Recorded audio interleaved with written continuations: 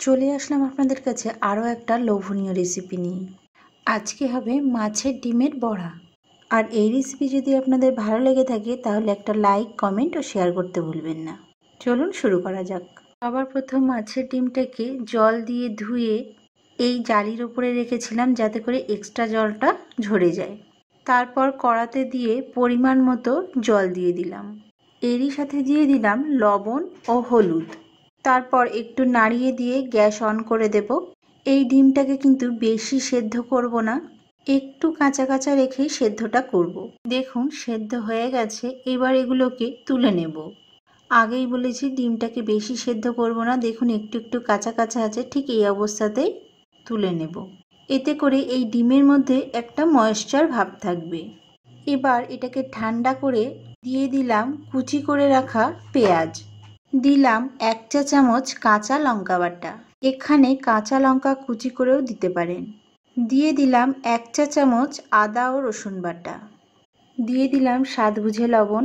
সেদ্ধ করার সময় লবণ দিয়েছিলাম তাই পরিমাণটা এখানে কম দিলাম। দিয়ে দিলাম 1 চা চামচ ধনে গুঁড়ো আর 1 চা চামচ জিরে গুঁড়ো, আর এরই সাথে দিয়ে দিলাম 1 চা চামচ পোস্ত। এখানে ছোট চামচ আছে তার জন্য 2 চা চামচ দিলাম, এটা বড় চা চামচের 1 চা চামচ হবে। আর দিলাম হাফ চা চামচ গরম মশলা, আর বাইন্ডিংয়ের জন্য দিয়ে দিলাম 2 চা চামচ বেসন। এইবার খুব ভালো করে মাখিয়ে নেব। এখানে যদি আপনাদের মনে হয় বেসনের পরিমাণটা একটু কম আছে সেক্ষেত্রে অ্যাড করতে পারেন। খুব ভালো করে মাখানো হয়ে গেছে।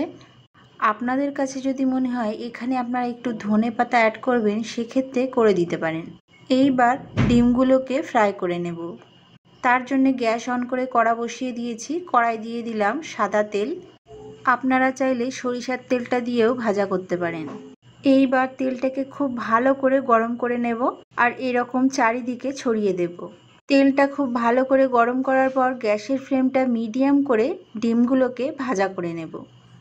একে একে বড়াগুলো দিয়ে দিলাম, আর এই বড়ার সাইজটা আপনারা আপনাদের পছন্দ মতো করতে পারেন। একবারে অনেকটা করে ভাজা করতে যাবেন না, ঠিক যতটা ধরবে ততটাই ভাজাটা করবেন। বেশ 2 থেকে 3 মিনিট এক পিঠ হয়ে যাওয়ার পর আরেক দিকটা উল্টে দেব। আর আগেই বলেছি ডিমগুলোকে কিন্তু হাই ফ্লেমে ভাজা করবেন না, মিডিয়াম ফ্লেমে করবেন, সেক্ষেত্রে বড়ার ভেতরটা ভালো করে সেদ্ধ হবে। আর গ্যাসের ফ্লেম হাই করে রেখে দিলে সেক্ষেত্রে বড়ার উপরের দিকটা তো সেদ্ধ হয়ে যাবে কিন্তু ভেতর পর্যন্ত সেদ্ধটা হবে না। বন্ধুরা, আপনারা যারা ভিডিওটা ফেসবুক থেকে দেখছেন তারা পেজটাকে ফলো করে নেবেন, আর যারা ইউটিউব থেকে দেখছেন তারা অবশ্যই চ্যানেলটাকে সাবস্ক্রাইব করে নেবেন। এতে করে আমার ভিডিও আপলোড হওয়ার সাথে সাথেই আপনাদের কাছে নোটিফিকেশন পৌঁছে যাবে। আর যারা ভিডিওটা ইন্ডিয়া থেকে দেখছেন তাদেরকে ধন্যবাদ, আর ইন্ডিয়ার বাইরে থেকে যারা দেখছেন তাদেরকে অনেক অনেক ধন্যবাদ। বড়াগুলো ভাজা হয়ে গেছে, তুলে সাইডে রেখে দেব। এইবার এই তেলের মধ্যে দিয়ে দিলাম এই একই তেলের মধ্যে দিয়ে দিলাম ডুমো ডুমো করে কেটে রাখা আলু, আর এর সঙ্গে দিয়ে দিলাম সামান্য একটু লবণ ও সামান্য একটু হলুদ গুঁড়ো। এইবার হাই ফ্লেমে আলুগুলোকে লাল করে ভাজা করে নেব। দেখুন আলুগুলো ভাজা হয়ে গিয়েছে, এবার একে একে তুলে নেব। খুব বেশি লাল করার দরকার নেই, এরকম হলেই চলবে। এবার এই একই তেলের মধ্যে দিয়ে দিলাম ফোড়নে দিলাম কালো জিরে ও 1 টুকরো দালচিনি। বেশ 1 থেকে 2 সেকেন্ড পরে দিয়ে দিলাম কুচি করে রাখা পেঁয়াজটাকে লাল করে ভাজা করে নেব। পেঁয়াজটা লাল করে ভাজা হয়ে গিয়েছে। এবার দিয়ে দিলাম 1 চা চামচ আদা ও রসুন বাটা, দিয়ে দিলাম 1 চা চামচ কাঁচা লঙ্কা বাটা, আর দিলাম 1 চা চামচ হলুদ গুঁড়ো, দিয়ে দিলাম হাফ চা চামচ ধনে গুঁড়ো, এরই সাথে দিলাম হাফ চা চামচ জিরে গুঁড়ো। রান্নাটাতে সুন্দর একটা কালার আনার জন্য দিয়ে দিলাম হাফ চা চামচ কাশ্মীরি রেড চিলি পাউডার, আর এরই সাথে দিয়ে দিলাম টমেটো পেস্ট। 2টো টমেটোকে আগে থেকেই মিক্সিতে গ্রেট করে রেখেছিলাম। পাত্রটা ধুয়ে দিয়ে দিলাম সামান্য পরিমাণ জল। এবার খুব ভালো করে মশলাগুলোকে মিক্স করব আর কষিয়ে নেব। আর এখানে দিয়ে দিলাম সামান্য পরিমাণ লবণ লবণটা আমি পরে আবারও অ্যাড করব। বেশ 2 থেকে 3 মিনিট মিডিয়াম ফ্লেমে কষিয়ে নেব। কষানোর সময় খেয়াল রেখে দেবেন মশলাটা যেন পুড়ে না যায়। মশলাটা আমার কষানো হয়ে গেছে, এইবার ভেজে রাখা আলুগুলোকে দিয়ে দেব। আবারও 1 মিনিট ধরে খুব ভালো করে কষিয়ে নেব। তারপর দিয়ে দিলাম পরিমাণ মতো জল। যে পাত্রে আলুটা রেখেছিলাম সেটা ধুয়েই জলটা আমি অ্যাড করলাম।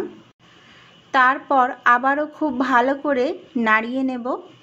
এইবার দিয়ে দিলাম স্বাদ বুঝে লবণ। আবারও একটু নাড়িয়ে নিয়ে ফুটে ওঠা অবধি অপেক্ষা করব। বেশ কিছুক্ষণের মধ্যেই ফুটে উঠেছে। এইবার মাছের বড়াগুলোকে একে একে দিয়ে দেব। বন্ধুরা, এই মাছের পাকোড়াগুলো কিন্তু রান্না না করে বড়া হিসেবেও খেতে পারেন। এইবার ঢাকা দিয়ে মিডিয়াম ফ্লেমে 6 থেকে 7 মিনিট হতে দেব। অবশ্যই মাঝে মাঝে একটু নাড়িয়ে দেবেন। 6 থেকে 7 মিনিট পর ফিরে আসলাম। দেখুন আলুগুলো সেদ্ধ হয়ে গেছে। এইবার ঢাকা দিয়ে 5 মিনিট রেখে দেব, তারপর সার্ভ করে নেব। রেডি হয়ে গেল আমার মাছের ডিমের বড়ার রেসিপি। আশা করি নিশ্চয়ই ভালো লেগেছে ভিডিওটা। আবারও দেখা হচ্ছে নতুন ভিডিওতে।